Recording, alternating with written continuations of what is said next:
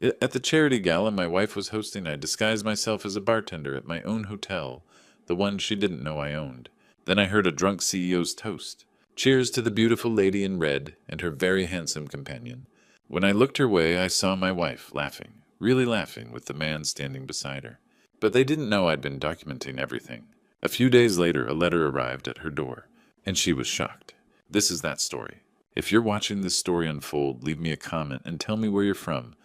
New York, California, Texas, or maybe some quiet corner of the world, where marriages still mean something. And if you believe that karma finds its way to everyone eventually, well, stay with me. You'll want to see how this ends. My name is Robert Mitchell. I'm 58 years old, a husband, a father, an architect who built a reputation designing structures meant to last. I thought I'd built a marriage the same way: solid foundations, careful planning, built to weather any storm. I was wrong. Tonight I'm wearing a bartender's uniform, pouring drinks for Chicago's elite in the grand ballroom of the Architect Hotel. Crystal chandeliers throw fractured light across marble floors I designed myself, but my attention is fixed on the entrance, and then she appears.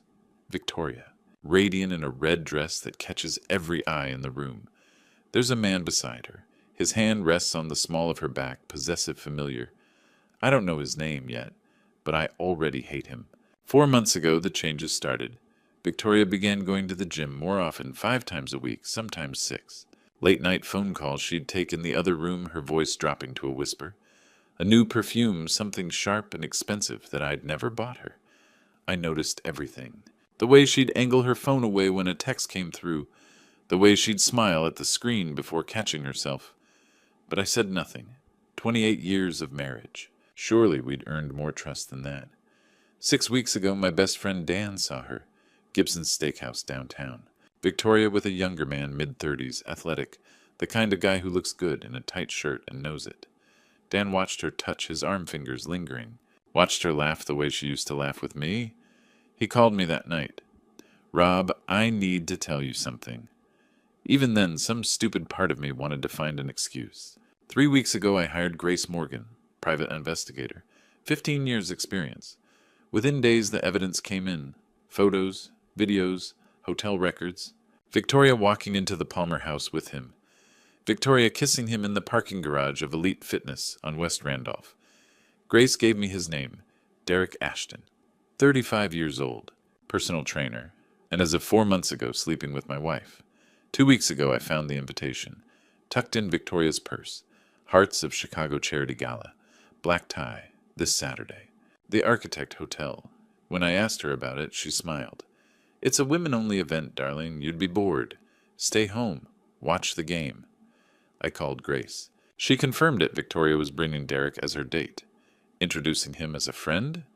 The bitter irony, the gala was being held at my hotel. The Architect. Boutique luxury. 180 rooms. 3 years under my ownership, purchased quietly through an LLC. Victoria doesn't know. She's never asked about my side projects. So when she lied to my face, I knew exactly what I had to do. Tonight, I shaved the beard I'd worn for 28 years, put on glasses, slicked my hair back, dressed in black vest and bow tie.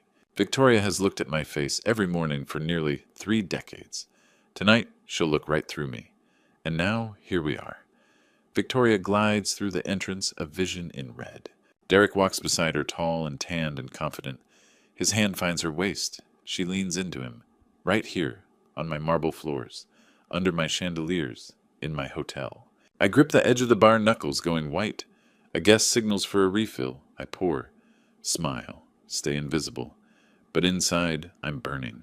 I don't know yet that in 48 hours, I'll dismantle his life, piece by piece.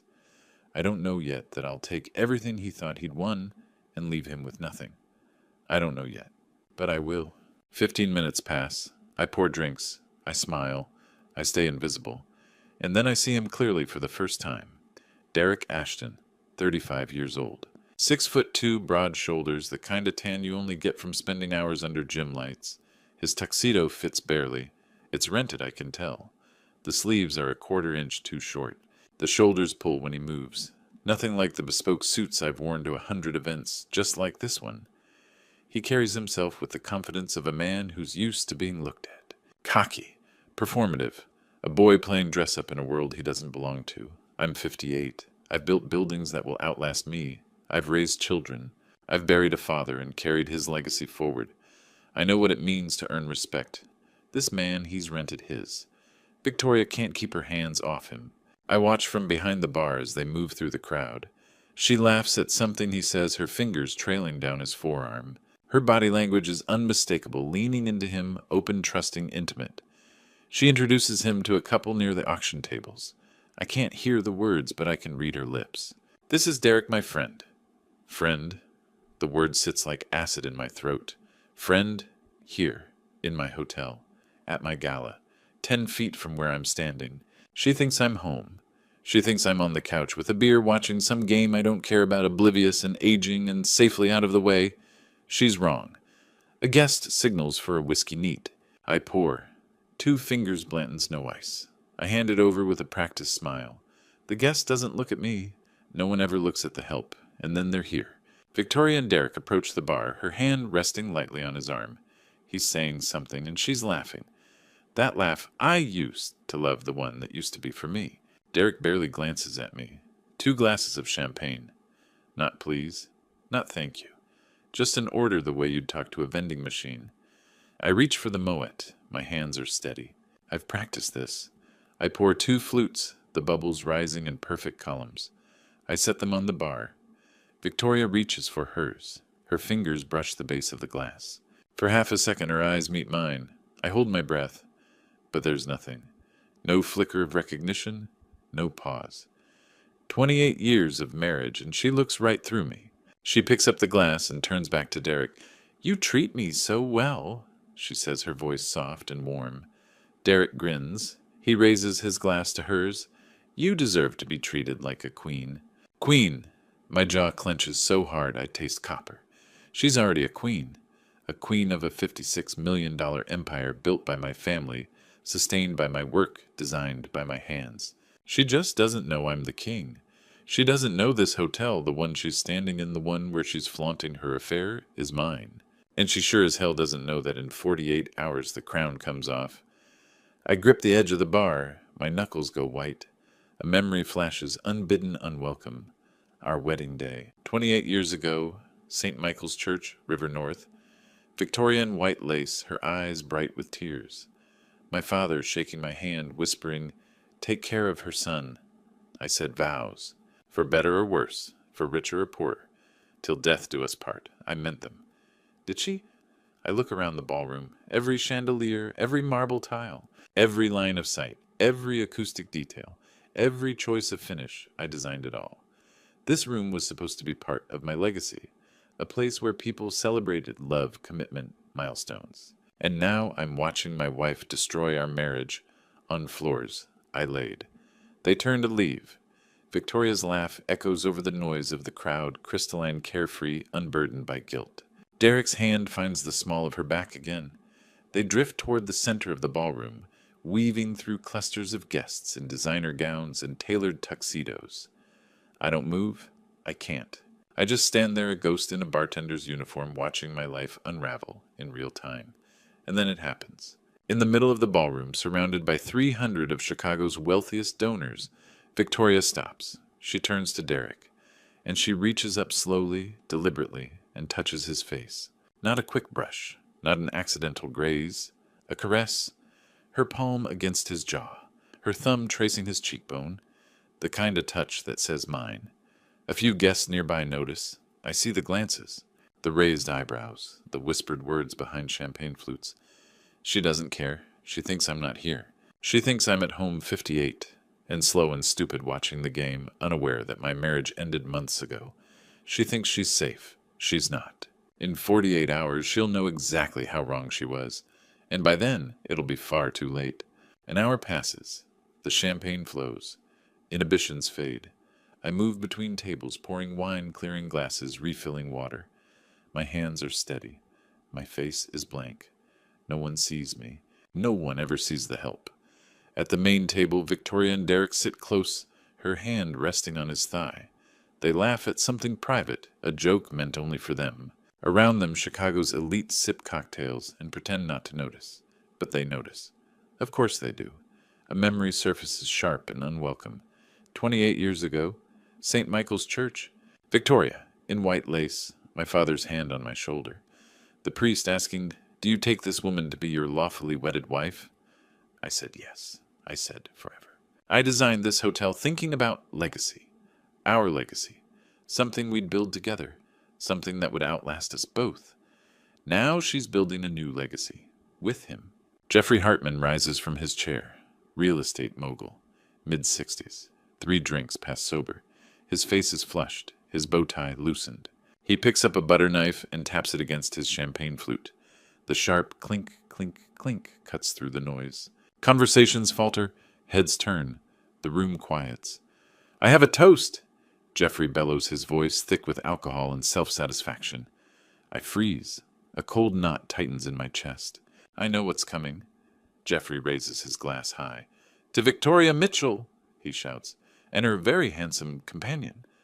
A ripple of nervous laughter moves through the crowd. Victoria's smile falters just for a moment, but Derek grins, preening under the attention. Geoffrey isn't finished. "May your next party be a divorce party," he roars. "God knows you deserve better than that boring architect husband of yours." Gasps. A few uncomfortable chuckles. Someone whispers, "Geoffrey Jesus." But Geoffrey barrels on, drunk and shameless. "What's his name again? Robert? Where is he tonight?" He scans the room theatrically. "Oh, right. Probably at home, drawing little buildings or whatever it is architects do." The laughter is louder now. Some people look away embarrassed, but others laugh full-throated, mean-delighted by the scandal. And all I can think is in my hotel. They're mocking me in my own goddamn hotel. They knew. The realization hits me like a fist to the gut. They all knew. Victoria's affair wasn't a secret. It was gossip.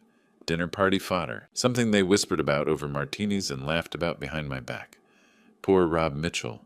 58, successful, respectable. Married to a beautiful woman. And she's screwing a personal trainer half her age. The cuckold. The fool. Geoffrey doesn't know I own this hotel. He doesn't know I designed every chandelier, every sightline, every goddamn marble tile under his Italian loafers. Victoria doesn't know I'm standing 20 feet away, invisible, in a bartender's uniform, watching her smile through the mockery. They think I'm the fool, the boring architect who stayed home, the guy who never saw it coming. They're wrong. I untie my apron. No one notices. The laughter is still echoing through the ballroom as I turn and walk toward the staff exit. I pass the kitchen. Chefs glance up but don't speak. They know. They've been sworn to silence. I push through the heavy steel door and step into the alley behind the hotel. My hotel. The cool night air hits my face. I can still hear the distant hum of the gala inside music laughter clinking glasses. I pull out my phone. My hand is steady. I dial Dan. He picks up on the second ring. "Rob, you, okay?" I stare at the brick wall across the alley, the graffiti, the dumpster, the rats scuttling near the corner. "Dan," I say quietly, "it's time." Time for what? I close my eyes. I see Victoria's face, Derek's smirk, Geoffrey's raised glass. 300 people laughing at the fool who didn't know his wife was cheating. I open my eyes. Burn it all down. I'm sitting on the edge of a bed in a Hampton Inn, 2 miles from the architect. I couldn't stay there, not tonight, not in the building where I just watched my marriage die. This room is generic. Beige walls, cheap furniture. The bow tie I wore feels like a noose. I yank it off and throw it on the floor. It's 2:47 in the morning. My phone buzzes. Dan. "Rob, you okay?" I saw everything. "I'm sorry, man." "Don't be. I need Marcus. Now. It's 3 in the morning. I don't care." 2 minutes later, Marcus Brennan is on the line. 52. Divorce attorney. Shark in a suit. "Rob, talk to me." I tell him everything. The gala, Geoffrey's toast, the mockery, and then the part that makes it worse. "It was at my hotel, Marcus." Silence. "Your hotel." The architect. "I bought it 3 years ago. Separate LLC. Victoria doesn't know." Marcus exhales slowly. "That's leverage." "What else do we have?" "The prenup." 28 years ago, my father sat me down. "You need a prenup, non-negotiable." I argued. I was 29 in love. Did I trust her? Trust has nothing to do with it. This is about protection. His lawyers drafted it. Ruthless. Thorough. One clause felt like overkill. At the time, adultery. Forfeiture of all marital assets. Victoria signed it. 24 years old.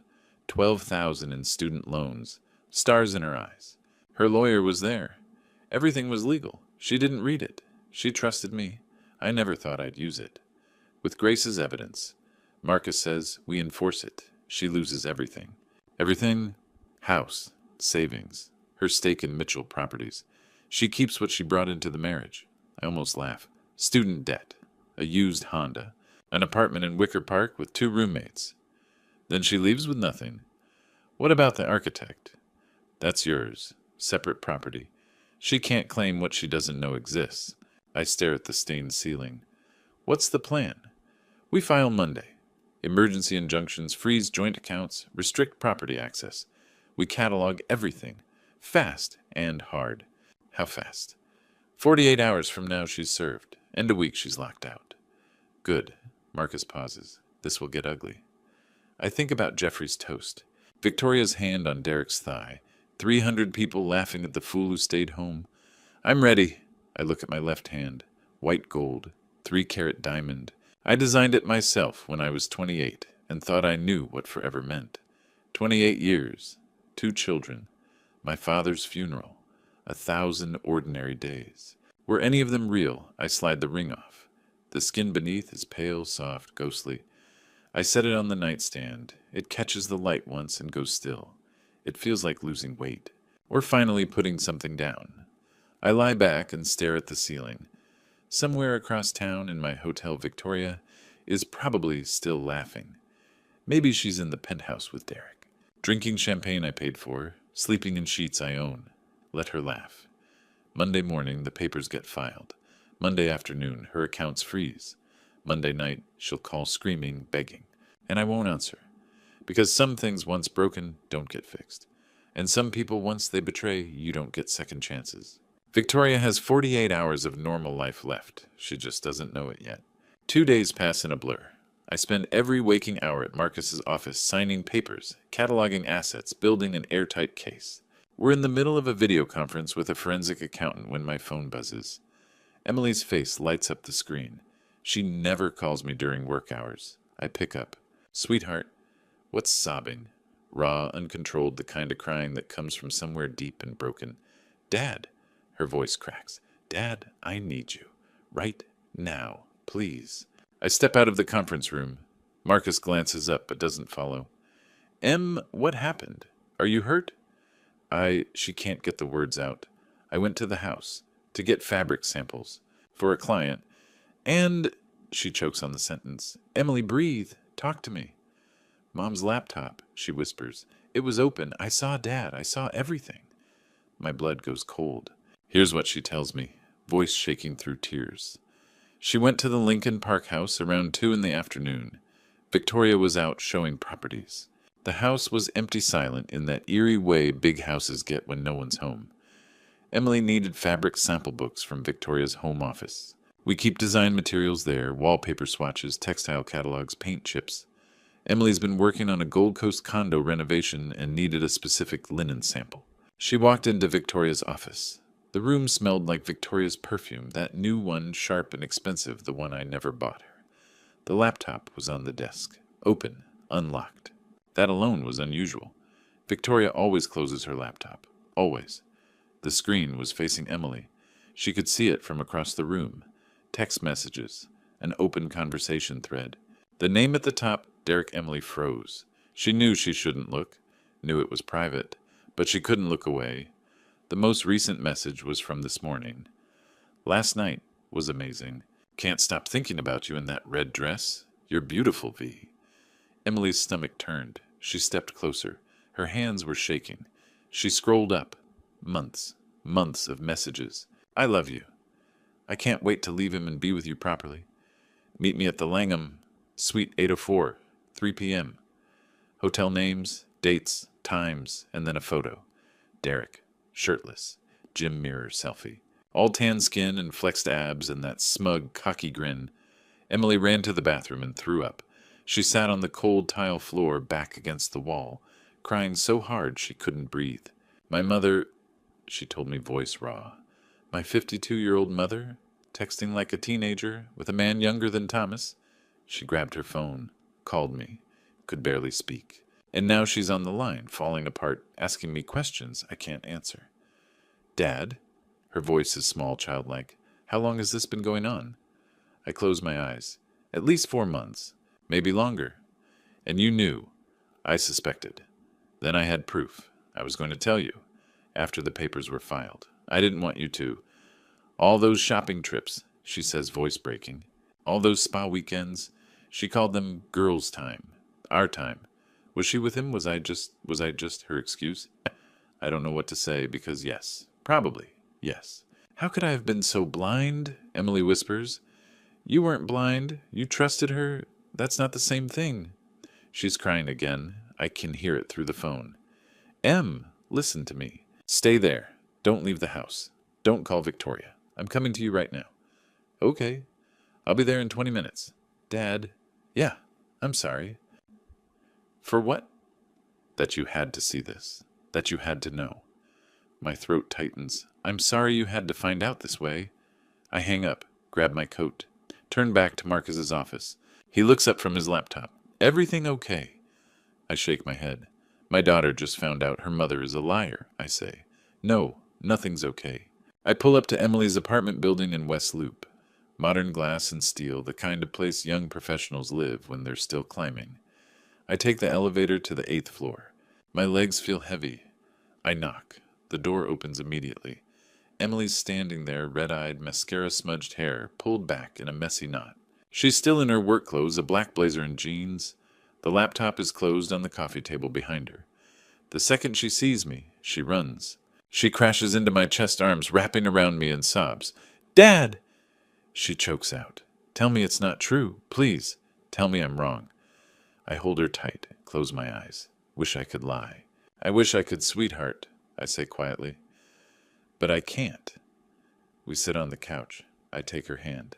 It's cold shaking. How long have you known? She asks, voice barely above a whisper. 4 months, I suspected. 3 weeks, I had proof. Her face crumples. Why didn't you tell me? I wanted to be sure. Completely sure, and I didn't want to hurt you until I had to. She cries harder. I pull her against my shoulder and let her fall apart. After a while, she pulls back, wipes her eyes with the heel of her hand. I saw his picture, she says, voice raw. He's so young. And the things Mom wrote. I love you. Leave him. We can be together. Like she's some teenager sneaking around. She made her choice. I say, voice flat. Now I'm making mine. What are you going to do? I tell her. The prenup, the adultery clause, the divorce, the asset forfeiture. Her eyes widen. She'll lose everything. Everything she didn't bring into the marriage, which in her case is nothing. Student loans, a used car, a shared apartment in Wicker Park. That's what she came in with. That's what she'll leave with. Emily stares at me, processing. There's something else. I say, I own the Architect Hotel, the Gala, the one where your mother brought him. It was at my hotel. I was there. I saw them. She blinks. You own a hotel Mom doesn't know. No, I bought it 3 years ago. Separate LLC. Kept it quiet. A slow, bitter smile crosses her face. That's genius, Dad. She stands abruptly, paces across the room. I can't believe her, she says, voice shaking with anger. After everything, after you built this life for us, this family. She threw it away for a personal trainer. Her voice cracks. What do I even say to her? Nothing, I say firmly. Not yet. We wait until Monday. She turns to look at me. Why not? Because Monday I file. Monday she gets served. And when that happens, I want her blindsided. I want her to have no time to prepare. No time to hide assets. No time to spin a story. Emily nods slowly. Okay. We have to tell Thomas, she says. I know. When what? Tomorrow. At my office. In person. Can you come? Of course. If Thomas needs Sarah, there, bring her. But no kids. Sophia doesn't need to hear this. Emily sits back down beside me, exhausted. How do you think he'll react? He'll be angry. Protective of me. Probably want to confront her immediately. And you'll tell him to wait until Monday. Yes, she nods. He's not going to like it. I don't care. This is a surgical strike. We do it clean, we do it fast, and we do it right. I pull her into another hug. I'm sorry you had to find out this way, I say. She pulls back, eyes wet again. I'm sorry you had to see it at all. We sit in silence for a moment. The city hums outside her window. Afternoon light slants through the blinds. Tomorrow, I say, we tell your brother. And then Monday we end this. Emily looks at me. There's something new in her eyes now. Not just grief, not just shock. Determination. Good, she says. My office. Corner suite. Floor-to-ceiling windows framing the Chicago skyline. Thomas walks in with Sarah. He looks worried. Emily's already here, eyes still red. What's going on? Thomas asks. You sounded serious. I take a breath. Sit down, son. He sits. Sarah beside him, Emily across. Your mother is having an affair. Thomas freezes. What? I lay it out. Clean. Direct. Grace Morgan evidence. Photos. Videos. Timeline. Derek Ashton, 35, personal trainer. The gala at the Architect Hotel. Thomas blinks. Wait, you own the Architect. 3 years. Kept it quiet? And Mom doesn't know. No. You were there. Bartending, disguised. I saw everything. Emily opens her laptop, turns it toward Thomas. He reads. His face hardens. I love you.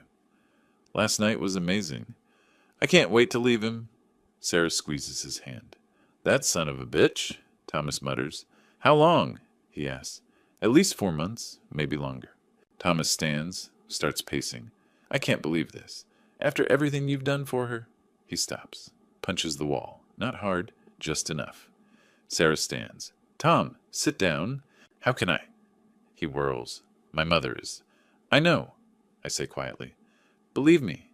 He looks at me. For a moment, I see the boy he used to be. What are you going to do? I tell him. Prenup. Adultery clause. Forfeiture. Monday Marcus files. Asset freeze. Fast and brutal. Thomas nods. Good. She deserves it. Emily opens her mouth. Tom. No M. She made her choice. Now Dad gets to make his. I'm filing Monday, I say. You two can confront her now if you want. Or wait.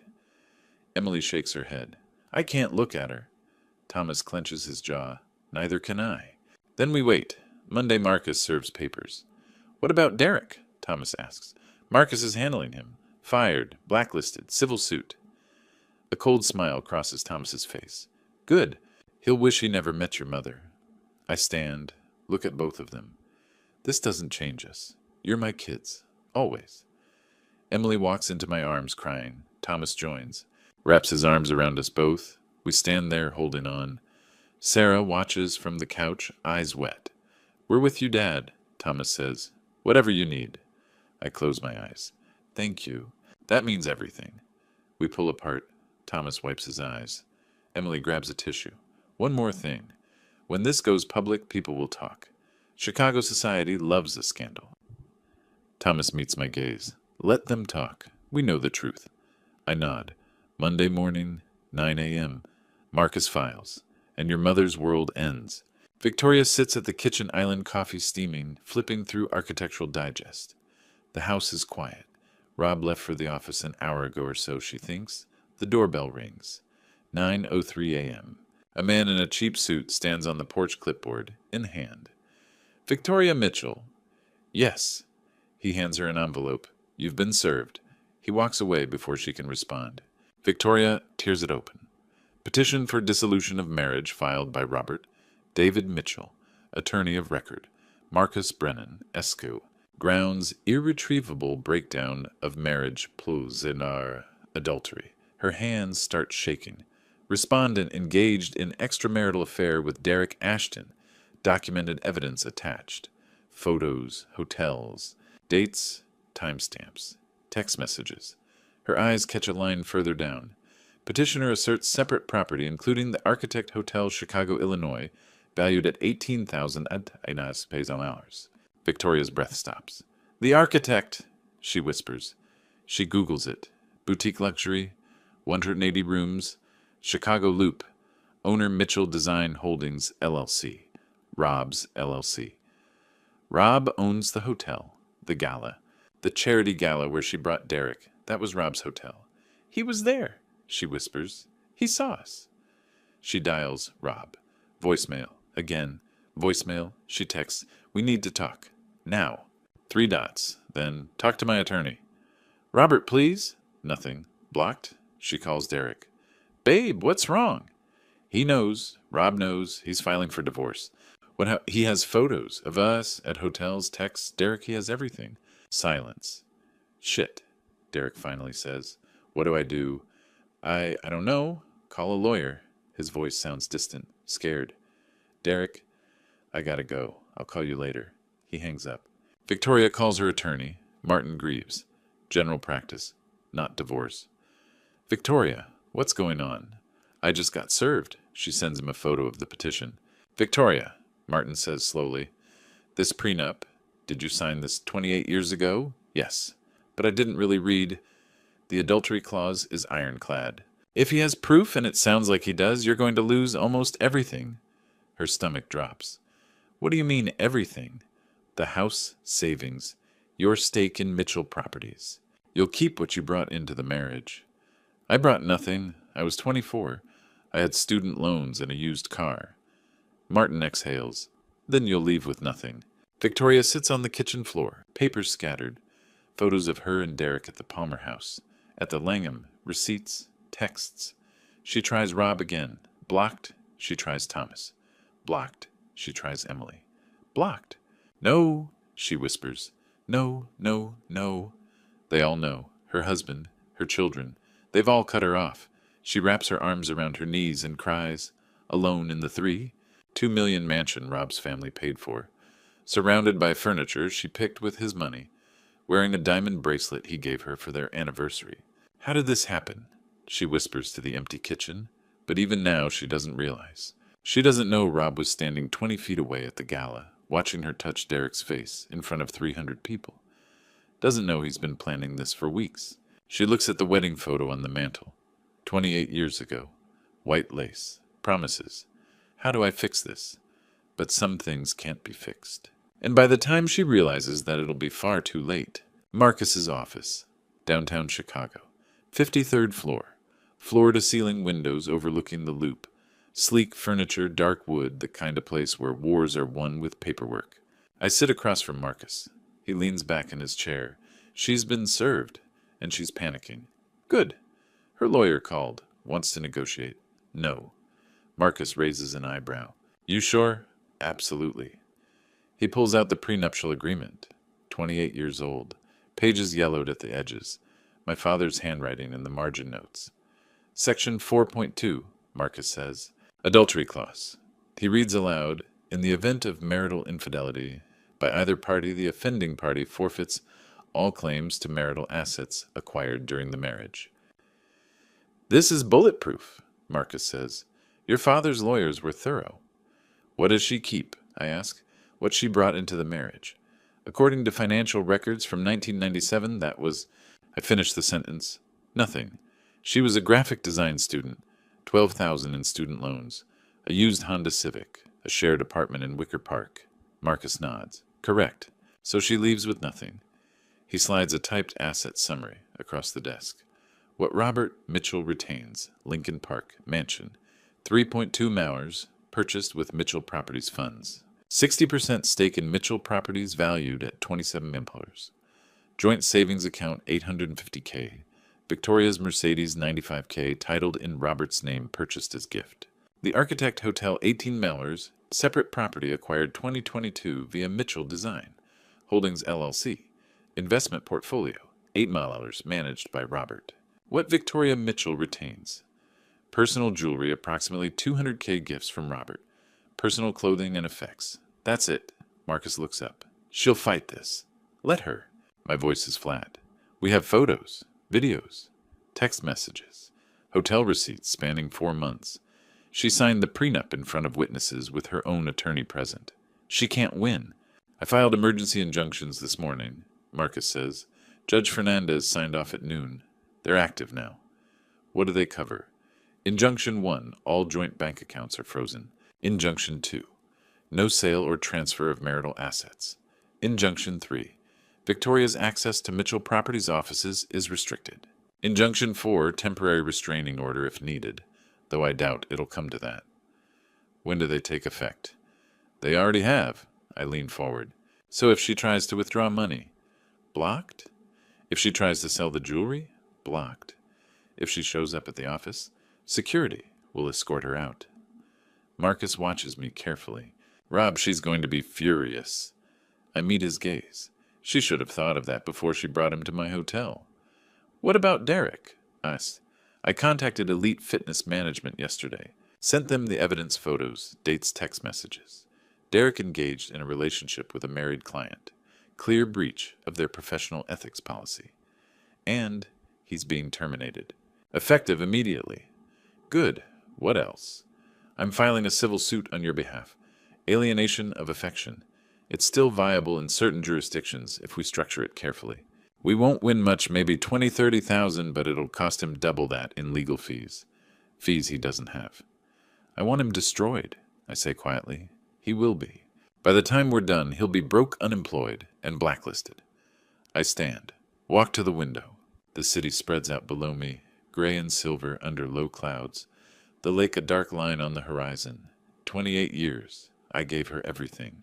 Built an empire, not just for me. For us, for Thomas, for Emily. For the grandchildren I thought we'd grow old watching. And she threw it away for a 35-year-old personal trainer who can't even afford to buy his own tuxedo. You okay? Marcus asks. I turn back. I'm fine. Better than fine. You don't look fine. I'm Freema, I say, and I mean it. Marcus closes the file. Next step. Victoria's going to try to reach the kids? They won't talk to her. You sure about that? I'm sure.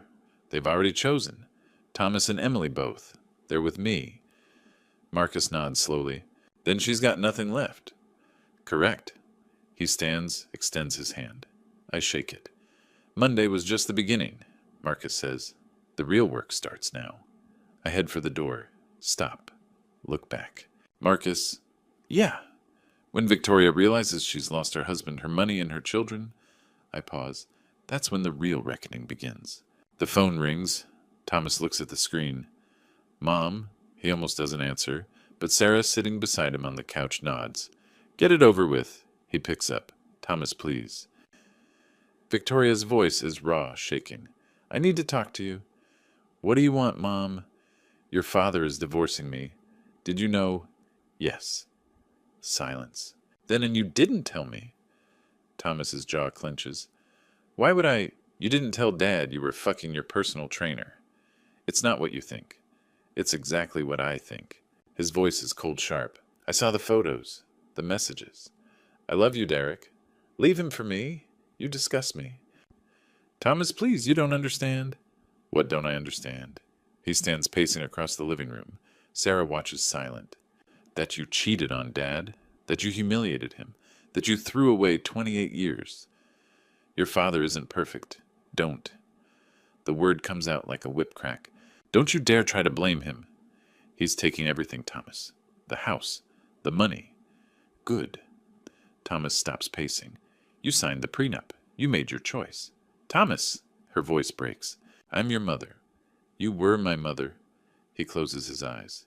Now I don't know what you are. Please, just listen to me. No, you listen. Dad built everything. The house. The business. This entire life. For you. For us. And you betrayed him. I made a mistake. A mistake. Thomas laughs bitter. A mistake is forgetting an anniversary. A mistake is burning dinner. This is betrayal. Victoria sobs on the other end of the line. Thomas feels nothing. I have to go, he says. Sarah and I are having dinner with Dad. Don't do this. Her voice is desperate now. Don't shut me out. You shut yourself out the moment you chose Derek. Thomas, please! He hangs up. He stands there, phone in hand, staring at the blank screen. Sarah comes up behind him, wraps her arms around his waist. You okay? Yeah. His voice is hoarse. I'm okay. But his hands are shaking. Across town, Victoria sits on the floor of the kitchen, back against the cabinet's phone clutched in both hands. She stares at it, willing it to ring, willing Thomas to call back. He doesn't. She scrolls to Emily's number. hesitates, then presses call. But if Thomas's words cut like a knife, Emily's will cut like a sword. Emily pulls up to the Lincoln Park mansion at 10 in the morning. She sits in the car for a moment, hands gripping the wheel, staring at the house. The house she grew up in. The house she helped redesign 3 years ago. New kitchen, open floor. Plan every detail chosen together with her mother. Her mother. She gets out, walks to the door, rings the bell. Victoria opens it. She looks terrible. No makeup. Hair unwashed, pulled back in a messy knot. Eyes red and swollen. "Emily!" Her voice breaks. "Thank God you came." Emily's voice is cold, flat. "I came to say what I couldn't say over the phone." They sit in the living room. Emily designed this room, chose the sofa, the curtains, the art on the walls. It was supposed to be a space for family, for holidays, for memories. Now it just feels like a lie. Victoria sits on the edge of the couch, hands twisting in her lap. "Emily, you have to understand." "Understand what?" Emily cuts her off. "That you cheated on Dad, I understand perfectly." "It's more complicated than that." "No." Emily's voice is sharp. "It's not. You had an affair. You lied. You humiliated Dad." Victoria's face crumples. "Your father and I, we grew apart. So you talk about it." Emily leans forward. "You go to counseling. You work on it. You don't fuck a personal trainer." Victoria flinches like she's been slapped. "I saw the texts, Mom." Emily's voice shakes now, not with sadness, but with rage. "I love you. We can be together?" "Leave him." "You were planning to leave Dad." "I wasn't. I don't know what I was planning." "You're a liar." "Emily, please. You're not my mother anymore." Victoria's face goes pale. "Don't say that. I'm still your mother. I love you." Emily stares at her, and for a moment she sees the woman who used to braid her hair before school, who stayed up late helping with art projects, who cried at her college graduation. Then she remembers the texts, Derek's hand on her mother's waist, her father's face when he told them the truth. "You love yourself," Emily says quietly. "That's all you've ever loved." "That's not fair." "Fair?" Emily's voice rises. "You want to talk about fair? Dad gave you everything. This house, this life. He built Mitchell Properties for us, for our family. And you threw it away. I made a mistake.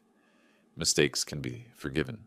Emily stands. "This is betrayal, and betrayal is permanent." Victoria reaches for her. "Emily, I'm begging you." "Stop." Emily steps back. "Just stop." She turns toward the door. Victoria jumps up, grabs Emily's arm. "Don't go, please."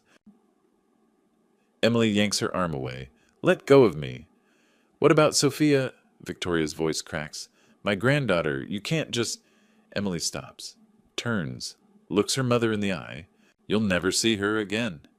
Victoria gasps. Her hand flies to her mouth. "You made your choice," Emily says. "Now live with it." She walks to the door, puts her hand on the handle, then stops. Turns back. "By the way," she says, "Derek got fired. Dad made sure of it. Breach of professional ethics. He's done." Victoria stares at her mouth open. "What?" "Enjoy your new life, Mom." Emily opens the door. "Hope he was worth it." She walks out. The door closes behind her with a soft click. Victoria stands in the living room, alone. The house is silent, massive, empty. She sinks to the floor back against the couch Emily helped her pick out and sobs. The courtroom at Cook County's Daily Center was smaller than I expected. Pale wood paneling, fluorescent lights, 30 empty seats behind a barrier. Judge Patricia Fernandez presided from the bench. Reading glasses perched on her nose, expression unreadable. 19 years on the bench. She'd seen every kind of betrayal. I sat with Marcus on the left. His charcoal suit was immaculate. His briefcase open, his demeanor calm. Across the aisle, Victoria sat with Martin Greaves, the general practice attorney she'd hired in panic after I served her. Greaves looked nervous, his suit wrinkled, his brow damp. Victoria looked worse, pale, thin, exhausted. The woman in red silk was gone. A handful of reporters sat in the back row. The Tribune, the Sun-Times. High society divorces were always news. Judge Fernandez tapped her gavel. "Case number 2026 D12847. Mitchell versus Mitchell. Are both parties present?" "Yes, Your Honor," Marcus said. Yes, Your Honor, Greaves echoed. Mr. Greaves, you're contesting the prenuptial agreement signed 28 years ago. Your client was 24 at the time. Was she of legal age? Yes, but... Did she have legal representation? She did, but...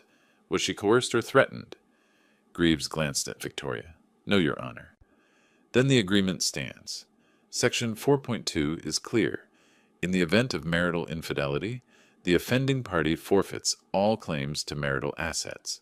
Do you dispute that your client engaged in an extramarital affair?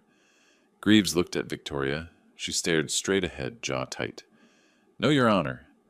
Marcus stood. Your Honor, we have substantial evidence documenting Mrs. Mitchell's 4-month affair with Derek Ashton, age 35. Surveillance photographs, videos, text messages, hotel receipts. He placed a thick folder on the bench. The affair included the Hearts of Chicago Charity Gala at the Architect Hotel. The Architect Hotel Judge Fernandez interrupted. Yes, Your Honor. Owned by Mr. Mitchell. Purchased 3 years ago as separate property valued at $18 million. Not subject to marital division. A reporter in the back row scribbled furiously. Judge Fernandez reviewed the documents in silence. Then she looked directly at Victoria. Mrs. Mitchell, do you dispute this evidence? Victoria's lips parted. For a moment I thought she might speak. She shook her head. Very well, the judge sighed. Petition for dissolution granted. Mr. Mitchell retains all marital assets per the prenuptial agreement. Mrs. Mitchell is entitled to personal effects only. 30 days to vacate the Lincoln Park residence. The Architect Hotel remains Mr. Mitchell's separate property. The gavel came down. Over. In the hallway, reporters circled. I walked past them in silence, Dan at my side. Behind me, camera flashes. Victoria emerged moments later, head down. The flashes intensified. Chicago's elite would talk about this for weeks. Dan opened the car door. I slid into the back seat. As we pulled away, he glanced at me in the rearview mirror. How do you feel? I looked at the skyline. Lighter. What about Derek? I smiled, not kindly. Fired from Elite Fitness the day I filed. Marcus is handling the civil suit. He'll be bankrupt within 6 months. And Victoria? 30 days to leave. After that, she's someone else's problem. Dan pulled on to Lakeshore Drive. The water glittered in the afternoon sun. Some things once broken don't get fixed, but some men once freed finally learn to breathe. Elite Fitness, West Randolph Street. 3 weeks after the trial. Derek Ashton walked into the executive office with his usual swagger. Shoulders back, chin up, that cocky smile he wore like armor. The manager, a thin woman named Carol, mid-40s. Steel gray hair, sat behind her desk, arms folded. Derek, we need to talk. He leaned against the doorframe. About what? About your relationship with Victoria Mitchell. Derek raised an eyebrow. That's personal. It's a violation of our ethics policy. Client-trainer relationships are strictly forbidden. Technically, she's not my client anymore. You're terminated, effective immediately. You can't do this. We can and we are. Security will escort you out. Derek grabbed his gym bag from the locker room while co-workers whispered behind his back. By the time he reached the door, everyone knew. Derek Ashton walked out unemployed and humiliated. 2 days later, Derek applied to Lifetime, Equinox, LA Fitness, local studios. Every single one turned him down. Word traveled fast in Chicago's fitness community. Within a week, everyone knew Derek Ashton slept with a married client. Derek Ashton destroyed a family. His social media followers dropped from 47,000 to 31,000 in 10 days. Comments turned vicious. Homewrecker. Hope she was worth it. Karma's coming. His private training inquiries dried up. The bills started piling up. 1 week later, the lawsuit arrived by certified mail, Mitchell vs. Ashton. Alienation of affection. Derek's attorney, a public defender he could barely afford, sat across from him in a cramped office on South State Street. This is serious. Mr. Mitchell is seeking damages for emotional distress. Derek's hands trembled. How much? $250,000. I don't have that. Then you settle or fight it. Either way, you're going to lose money. Legal fees climbed $15,000, then $25,000, then $40,000. Derek drained his savings, sold his sports car, moved from his luxury apartment in River North to a cramped studio in South Loop. The walls were thin, the neighbors were loud, the shower barely worked. At night, Derek stared at the ceiling and wondered how everything fell apart so fast. Victoria's cheap hotel room 3 weeks after the trial. Victoria sat on the edge of the bed in a Motel 6 off I-94. Derek's visits had become rare. Tonight he showed up looking exhausted. His clothes wrinkled his face hard. "Where have you been?" Victoria asked softly. "Dealing with a mountain of problems, Vic. Your ex-husband is suing me. We'll get through this together." There is no we. "I lost my job because of you." Victoria's breath caught. "Derek, I thought you loved me." "I did, when you were rich. Now you're broke and I'm about to go bankrupt. What's the point?" "You're leaving me. I'm going back to Indiana, staying with my brother. Maybe I'll start over." "You can't just leave me alone." "Watch me." Derek turned and walked out. The door clicked shut behind him. No hug, no apology, not even a glance back. Victoria's room silent and cold. She stared at her phone. No messages, no calls. She opened her bank app, $3,200 remaining money from selling her jewelry, the only thing the court let her keep. She looked around the room. Stained carpet, peeling wallpaper, a single window overlooking a parking lot filled with rusted cars. She'd traded a $3.2 million mansion for this. She'd traded 28 years of marriage for a man who couldn't even stay when things got hard.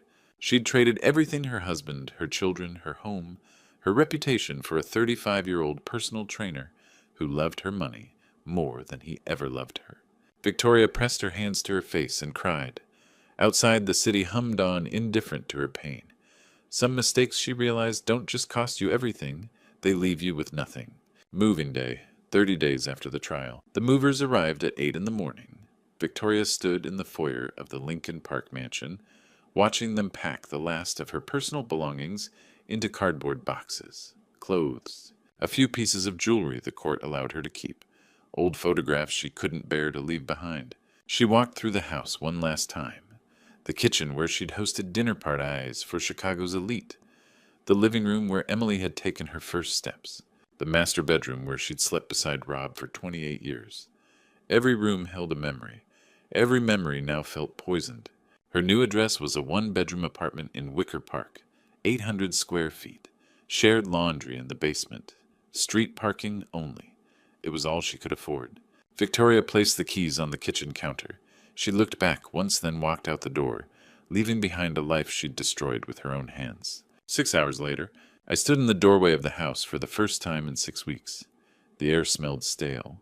The rooms echoed with emptiness. I walked through slowly, one room at a time. The kitchen, Sunday dinners, Victoria's laughter over a glass of wine, Thomas asking for seconds, Emily stealing bites of dessert before anyone else. The living room.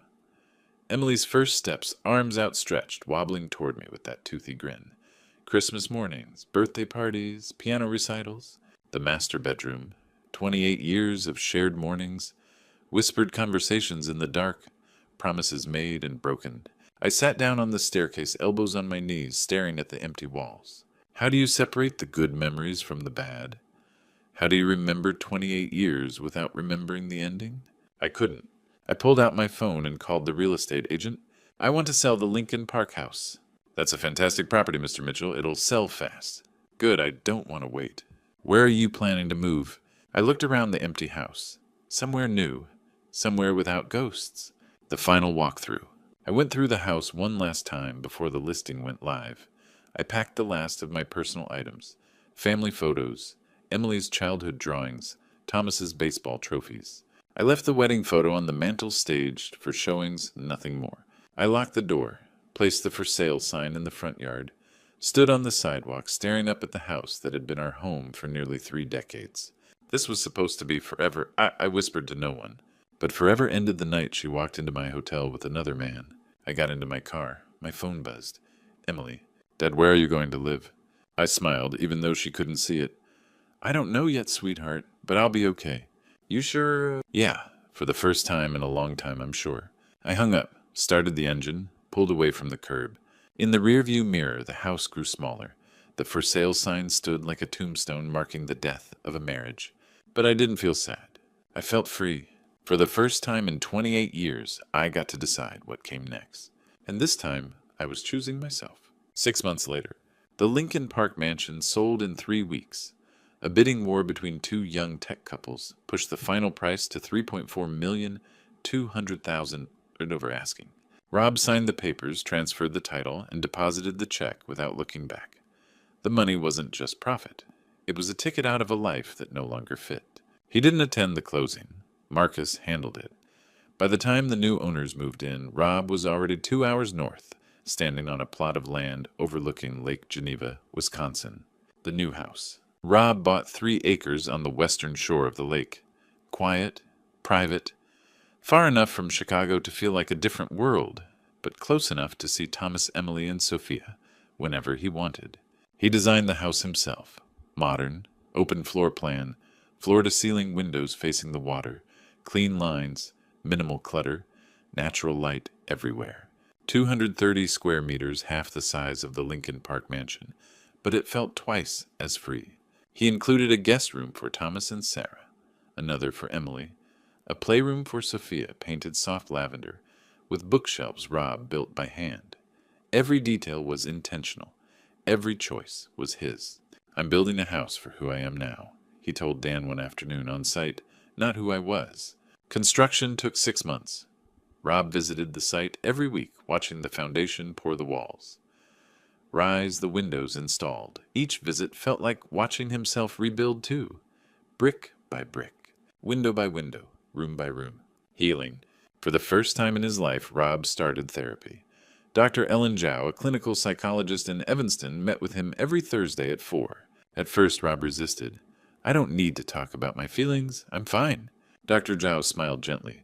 "You don't have to be fine, Rob. You just have to be honest." So he was. He talked about betrayal, about anger, about the 28 years he couldn't erase even if he wanted to. He talked about the way he still flinched when he saw red dresses, about the nights he woke up furious replaying the gala in his mind. "I can hate what she did," Rob said one session, "without hating the entire 28 years. Right. That's exactly right," Dr. Zhao said. "That's growth." Rob reconnected with old friends, college buddies he'd lost touch with during the marriage. He joined an architecture mentorship program coaching young designers fresh out of grad school. He spent more time with Thomas, Emily, and Sophia. Saturday mornings became breakfast at Emily's place. Sunday afternoons became walks along the lake with Thomas. He wasn't healed yet, but he was healing. No new love, not yet. Friends tried to set him up. Dan's wife invited him to dinner parties with a wonderful woman you'd really like. Marcus suggested dating apps. Rob declined every time. "I'm not ready," he told them. "Maybe someday, but not now." For now, Rob focused on himself. He took up kayaking on the lake, started reading again fiction, something he hadn't done in years, learned to cook more than just scrambled eggs. He was 58 years old. He'd spent 28 years building a life with someone else. Now, for the first time, he was building a life for himself. Sunset at Lake Geneva. Rob stood on the empty foundation of his new house, watching the sun dip below the horizon. The water glowed gold. The air smelled like pine and fresh earth. He held the final blueprint in his hands, the house that would become his home. "This is where I start over," he whispered. "This is where I find myself again." Christmas Eve, 18 months after the divorce. Victoria sat alone in her Wicker Park apartment. A cheap Christmas tree stood in the corner, its lights blinking unevenly. Wrapped gifts for Sophia sat beneath it, a doll, a picture book, a stuffed bear, gifts that would never be opened. She picked up her phone, typed a message to Emily. "Can I see Sophia? Just for an hour." She stared at the screen. No reply. She tried Thomas. "Please, and let me see my granddaughter." 3 dots appeared, then disappeared, then reappeared. "No." Victoria's hands trembled. "It's Christmas. You made your choice." She called. Both lines went straight to voicemail, blocked. Victoria pressed her face into her hands and sobbed. The only sound in the apartment was the hum of the refrigerator and the tick of the cheap wall clock. Outside, carolers sang in the distance. Inside, she was utterly, completely alone. Lake Geneva, the same night. Rob's house glowed with warmth. A 10-foot Christmas tree stood by the window, decorated with ornaments Thomas and Emily had made as children. Lights twinkled. A fire crackled in the stone fireplace. The smell of roasted turkey and cinnamon filled the air. Thomas, Sarah, and Sophia arrived first. Sophia ran straight to Rob, arms wide. "Grandpa, look what I made." She held up a crayon, drawing a house by a lake stick figures labeled Grandpa, Daddy, Mommy, Me. Rob knelt down smiling. "It's beautiful, sweetheart." He taped it to the fridge right next to Emily's childhood drawings. Emily arrived with her new boyfriend, a kind-eyed photographer named Ben. Dan and his wife brought wine. Even Grace Morgan showed up with homemade cookies, an unexpected friendship that had formed over the past year. Dinner was loud, warm, full of laughter. Thomas told stories about Sophia's preschool adventures. Emily teased Rob about his terrible attempt at baking pie. Dan raised a toast to new beginnings. Sophia climbed into Rob's lap, yawning. "Grandpa, will you read me a story?" "Of course, kiddo." As Rob carried her to the guest room, Emily caught his arm. "Dad, you look happy." Rob smiled. "I am, finally." Later, as the fire burned low and the guests lingered over coffee, Thomas raised his glass. "Merry Christmas, Dad." Rob clinked his glass against his son's. "Merry Christmas, son." No one mentioned Victoria's name. Not once. Victoria's apartment. Midnight. Victoria opened her phone and checked social media. She couldn't help herself. Thomas had posted a photo on his profile. The family gathered around the fireplace at Lake Geneva. Sophia on Rob's lap, grinning. Emily and Ben laughing. Thomas with his arm around Sarah. The caption read, "Best Christmas ever. Grateful for this family." Victoria wasn't in the photo. She wasn't in their lives. She'd been erased, not just from Rob's life, but from her children's, from her granddaughter's. She was a ghost. Victoria looked at the wrapped gifts under her sad little tree. Gifts Sophia would never open. A grandmother Sophia would never remember. She set her phone down and stared at the blinking lights. Some mistakes cost you everything, and by the time you realize it, there's no one left to forgive you. 3 years after the divorce, 5 years after the gala, Rob Mitchell, 61 years old, stood on stage at the Chicago Architecture Summit. Behind him, a massive screen displayed renderings of his award-winning sustainable hotel project. Applause filled the auditorium as he concluded his presentation. In the front row, Thomas, Emily, and Sophia beamed with pride. Sophia, 8 years old now, gap-toothed and fearless, held up a handmade sign, "Go, Grandpa." Rob smiled. The Architect Hotel had become the flagship of a boutique hotel chain. Rob was expanding across the Midwest. Mitchell Properties thrived. Rob spent his weekends mentoring young architects, kayaking on Lake Geneva, and being the grandfather Sophia deserved. He was thriving. After the conference, an old acquaintance approached Rob in the lobby, someone who'd known both him and Victoria years ago. "Rob, incredible presentation." "Thanks, Jim. Have you heard anything about Victoria?" Rob's expression didn't change. "No. How is she?" Jim hesitated. "Struggling. She's working retail now. Lives in a small apartment. That guy Derek left her years ago." Jim sighed. "She asks about you, about the kids." Rob's voice was calm. "Even, she made her choice." "Yeah," Jim nodded. "Expensive lesson." Rob said nothing. There was nothing left to say. The letters. Every few months a letter arrived at Mitchell Properties, forwarded to Rob's Lake Geneva address. He recognized Victoria's handwriting on the envelope. He never opened them. He placed them in a drawer in his office, unopened and unread. Some stories, Rob thought, don't need an epilogue. He felt no bitterness, no anger, just closure. Thanksgiving at Lake Geneva. The house was full. Thomas, Sarah, and Sophia. Emily and her boyfriend Ben, now talking about engagement rings. Dan and his wife. Even Grace Morgan, who'd become a close family friend. The long dining table overflowed with food, laughter, and warmth. Sophia sat beside Rob, showing him a new drawing. "Look, Grandpa, it's our family. A house by a lake. Stick figures labeled Grandpa, Daddy, Mommy, Sophia, Aunt Emily, Uncle Ben." Rob taped it to the fridge right next to the dozens of others. "It's perfect, sweetheart." Sophia grinned. "That's us." Rob hugged her. "Yes, it is." Later that evening, Rob stood on the deck watching the sunset paint the lake in gold and amber. Thomas stepped outside, joining him. "You okay, Dad?" Rob smiled, peaceful, genuine. "I'm okay." Thomas nodded. They stood in comfortable silence, father and son, watching the light fade. Rob thought about the past 5 years. The betrayal, the divorce, the rebuilding, the healing. He'd lost a wife. But he'd kept his children, his integrity, himself. Victoria had lost everything. Not because Rob took it from her, but because she threw it away with both hands. He didn't feel triumphant. He didn't feel vindicated. He felt free. Inside, Sophia's laughter rang out. Emily called everyone back for dessert. The house glowed with warmth and life. Rob took a deep breath. The cool November air filled his lungs, and for the first time in 5 years, he whispered to himself, "I truly mean it. Peace. Finally." He turned and walked back inside. The door closed softly behind him. Outside, the lake shimmered under the stars, endless and calm. Looking back on this true story, I realized God gave me 3 warnings I chose to ignore. The late night calls, the new perfume, the distant smiles. God was showing me the truth, but I waited too long to act. If you're hearing this, Grandpa stories, learn from my mistakes. Don't wait until betrayal happens under your own roof. Don't ignore the signs God places in front of you. Don't let 28 years blind you to the present. This true story taught me that trust must be earned every single day. God blessed me with children who stood by me with the strength to rebuild and with the wisdom to recognize that some people throw away what God calls sacred marriage, family, and commitment. Here's my advice from this grandpa. Stories what I wish I'd told myself years ago. Don't be like me. Don't ignore your instincts. Don't sacrifice your dignity for false peace. And when God shows you someone's true character, believe him the first time. In the end, God didn't just give me justice. He gave me freedom, peace, a second chance to live with integrity. And if there's one grandpa stories worth passing down as a true story, it's this: protect what God has given you. Because once it's gone, no amount of money can bring it back. God bless you. Learn from my pain. Choose wisely.